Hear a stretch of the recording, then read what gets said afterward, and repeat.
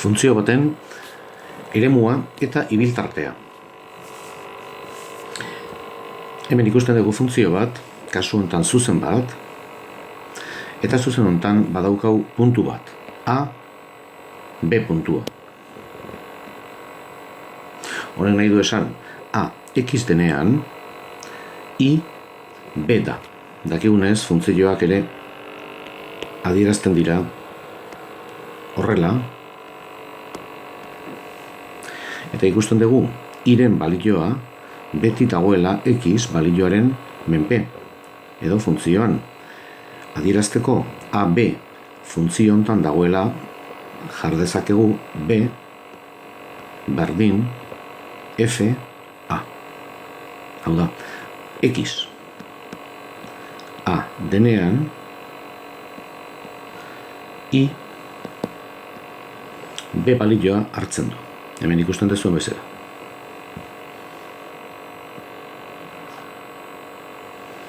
Azter dezagun funtzioaren eremua eta funtzioaren ibiltartea. Lehenbiziko kontzeptua funtzioaren eremua da. Eta da aldagai askeak hartzen dituen balio guztien multzoa. Adierazten da ER eremua F. Ikus dezagun adibide bat. Irudikatuko dugu funtzio bat, I ardatza eta X ardatza, eta izan dadila funtzioa I berdin erro X. Dakigunez, X negatiboa denean,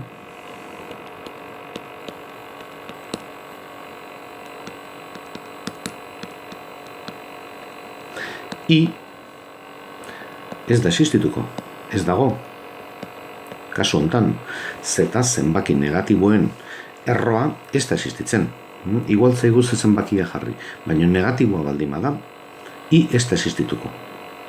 Ez baita existitzen arrokarratuen, zenbaki negatiboen arrokarratua.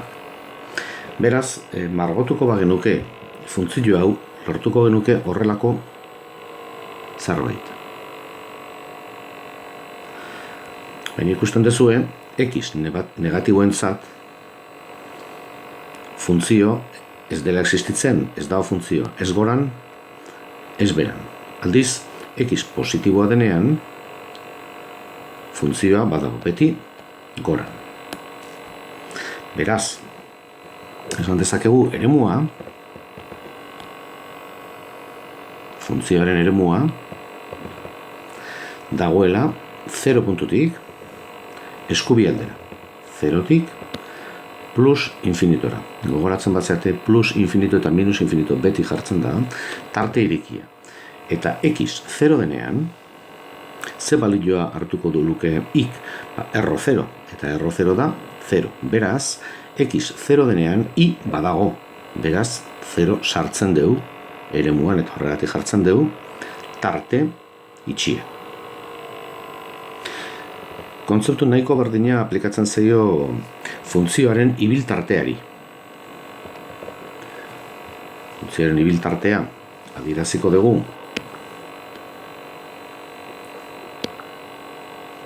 horrela IBF, eta da mendeko aldagaiak, hau da ik hartzen dituen balio guztien multzoa. Hau da, leheno X-i aplikatu dioguna, guain iri aplikatzen diogu. Erreparatzen badiogu funtzioani ikusten dugu I negatibo denean, ez dagoela funtziorik, ez eskubira, ez ezkarrera. Eta I positibo denean, funtzioa badago, kasu honetan, eskubian. Beraz, ibiltartea, F-ren ibiltartea izango litzateke baitare 0tik plus infinitora. Hemen tarte irekia, hemen tarte itxia.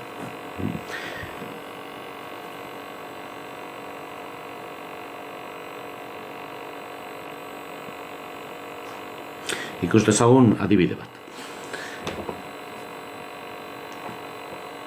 lehenbizikoa izango da a fx berdin bat zati x, edo nahi badezue i berdin bat zati x.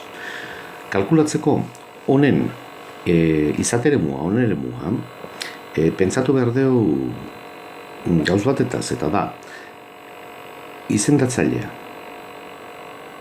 0 egiten denean i ez dagoela, guk ezin dugu egin bat zati 0, hau ez da existitzen. Orduan, i beti egongo da x 0 balioa kenduta, beste xen balio guztientzat i existituko da. Irudikatzen badago funtzio hau,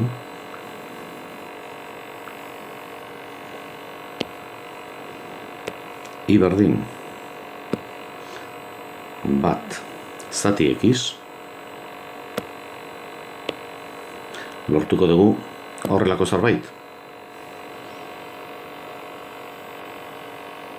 Hemen ikus dezakegu, edozein x-entzat badagoela i, fijatzen bazeate, x minus bat, i balio hartzen du, x minus bi denean, i beste balio bat hartzen du, positiboetan berdin, x batenean, i hartzen du positiboa, gero x handiagoa egiten denean, ikusten dezu, beti i badao, i negatiboa, kasu honetan.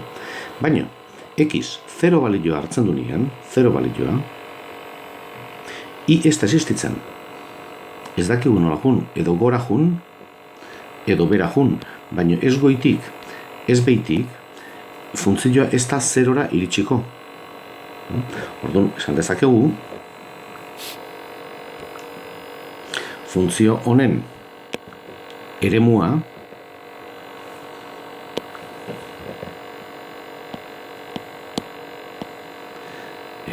f dela zenbaki guztiak, xen zenbaki guztiak, jar dezakegu minus infinito plus infinito, ken balio bat kenduta. Ze balioa? 0, horrela jartzen da, 0 kenduta. Edo jar dezakegu, edo jar dezakegu moduntan. Minus infinito plus infinito jarri ordez, zuzen arreal guztiak r, ken 0 kenduta. Hau izango litzateke, funtzio honen izate eremua. Eta ibiltartea nahiko modu antzekoan egiten da, ibiltartea. Dakigunez, funtzio batean, i aldagaiak, kasu hontan, i aldagaiak ez du inoiz 0 balioa hartzen. Zuet daukazuen ian, zatiketa bat, i, hau da, fx 0 balioa hartzeko nahita nahi ez, zenbakitzailea 0 izan behar du. Eman dezagun jartzen degula i berdin, x zati x-ken bat, i hartzen du 0 balioa, zenbakitzailea 0 denean. Kasu honetan, guri eman diguten funtzioan, hemenago, i edo fx ez da inoiz 0 izango, zeta zenbakitzailea bat da, eta bat da beti, beraz, ez da egilea bat 0 izatia, bat beti bat izango da, eta 0 beti 0 izango da. Beraz, ibiltartea, kasu honetan, baitare izango da r, hau da zenbaki erreal guztiak, ken 0. Bueltatzen bagea adierazpen grafikora, hemen aldatu intzaigu, zan, ibardin, bat, zati, x, eta hau da horrelako zerbait. Ikusten duzue, i, edozein iren balioa hartzen badugu, x existitzen da, iren balio positiboak hartzen baditugu, hemen, x dago eskubian, eta i negatiboak hartzen baditugu, x dago ezkarrean, baino I 0 danean, hemen, puntu hontan, 0,0 puntuan, ez da existitzen dago zulo bat bezala. X ez dago, ez eskubian, ez ezkarrean.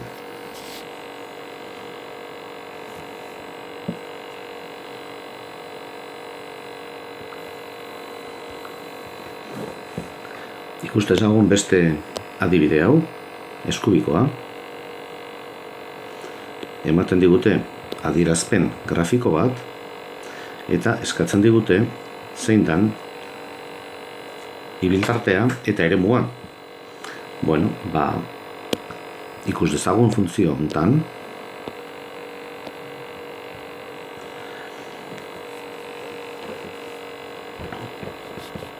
Ze X-entzat dago funtzioa.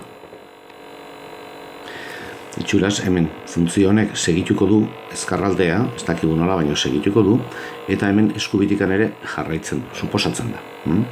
Orduan, X negatiboentzat, X negatibo denean, I beti existituko da ardezagun balio, 1, 2, 3, 4. X minus lau denean, I da minus 2. X minus 3 denean, I da, minus 1, zerbait izango litzateke. Hau da, X negatibo denean beti dago I. Beraz, jar dezakegu eremua minus infinitotik zerora. Hartu dugu zati hau. Gero gertatzen da ikusten dezuenez zerotik, ezagatu duet, zerotik batea, tarte hontan, I ez dagoela hor dauko balako zulo bat. Beraz, zerotik batea dauden balio guztiak ez daude eremuan, ez daude izate eremuan. Batetik, 3 badago funtzioa. Horregatik jartzen dugu, baita ere batetik 3. Gauza berdina gertatzen zaigu, 3tik 4, beraz, beste tarte hontan, hemen ez dago irudikatuta funtzioa. Beraz, hau ez deus hartuko izate eremuan. Eta funtzioa nunbait definituta dago 4tik aurrea. Ez bakarrik balio hontara, hau izango litzateke 1, 2, 4, 5, 6, 7, baizik eta aurreare definituta dagoela suposatzen da. Beraz, 4tik plus infinitora. Ibiltartea modu berdinean egingo dugu. I negatibo denean funtzioa existitzen da, ikusten dezuen. Beraz, ibiltartea izango litzateke hemen beran daukezue, minus infinitotik zerora.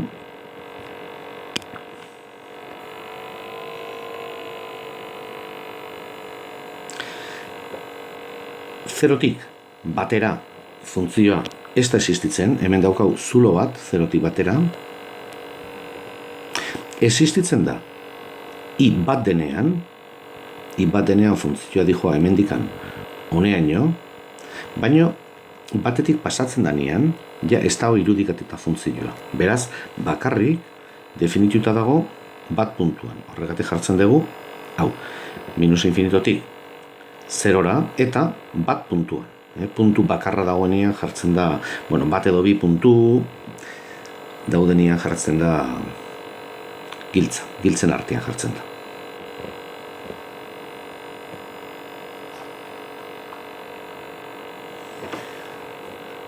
Ikus dezagun beste funtzio hau, eskatzen digute funtzio honen adierazpen grafikoa ikusita, kalkulatzeko eremua eta ibiltartea. Eremua F badakigu Xak astartu behar ditugula, ikusten dugu 1, 2, 3, hau da minus 4 puntua eta minus 4tik ezkarrea ez dagoela irudikatuta funtzioa, dago minus 4tik minus 2, minus 4 minus 2, minus 2tik zerora ez dago funtzioa, ez gora, ez beran. Eta zerotik 1, 2, 3, 4, 5, 6 funtzioa existitzen da zenbait kasutan betikan, honeaino, eta beste zenbait kasutan goitikan. Beraz, baita eremua izango litzateke 0-tik 6-ra. Hemen beti bezala jartzen dugu bildura. Eta ibiltartea, kasu honetan izango da, ikus dezagun, I ardatza, nun dagoen I definituta, ikusten dugu dagoela definituta, minus batean, zeta minus batetik bera, ez dago definituta, ez dago ezar, minus batetik, hemen definituta dago, eta iristen da honeaino. Eta balio hau da bi. Minus batetik bira definituta dago. Baina, bitik aurrea, hemendik, gora, ja ez daukau funtziorik. Ez eskubian, ez ezkarrean. Beraz, hemen daukau funtzionen eremua edo izate eremua eta ibiltartea.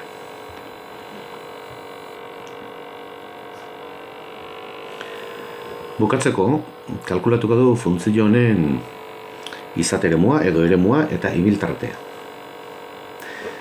Lehen egin duen bezala, X eta reparatzen dugu, Xen fijatzen bagea, izendatzailea 0 denean, guzti hau 0 egiten denean, I ez da existitzen. Badakigu daukagula beste modu batien idatzita funtzio hau. X ken bat. Ezin da egin bost zati 0, ez da existitzen. Hau da, noiz ez dago funtzio hau definituta? X ken bat 0 denean. Hau da, X bat denean. Zer hartatzen da X bat denean? Bueno, izendatzailea gertzen zaigula 0, bat ken bat. Orduan, eremua F-arena izango dira balio guztiak bat kenduta. Jar dezakegu minus infinitotik plus infinitora, baino hemendikan atera behar dugu puntu bat hain zuzen ere. Edo, normalagoa dena, R, zuzen R guztiak ken bat.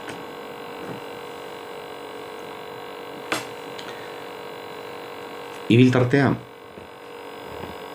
ibiltartea iren balio guztiak osatuko lukete 0 ezik zeta hemen 0 lortzea ezinezkoa da. Lehen aipatu dugu hemen 0 lortzeko nahita nahi ez zenbakitzailea 0 behar du izan. Zatik 0 edozein zenbakia beti da 0. Baina bost da, eta ez da 0, bost segituko du beti bost izaten. Hau ez da inoiz 0 izango. Beraz, ibilbidea izango da ikartzen ditun balio guztiak ken 0. 0 ez baitu inoiz hartuko. Hemen ere egin dezakegu minus infinito plus infinito ken 0 edo R ken 0. GeoGebran ikusiko bagenu funtzio hau ezabatuko dut, da I berdin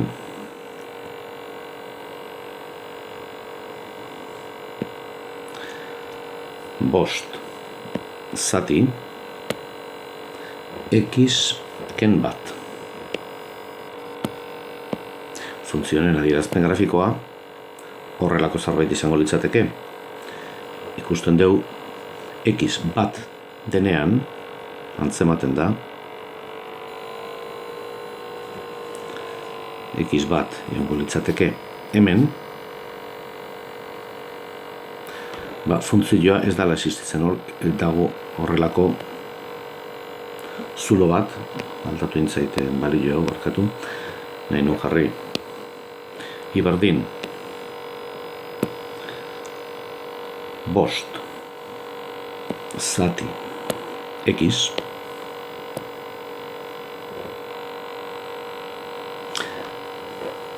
X negatibo direnean ezkarraldean I existitzen da eta I dago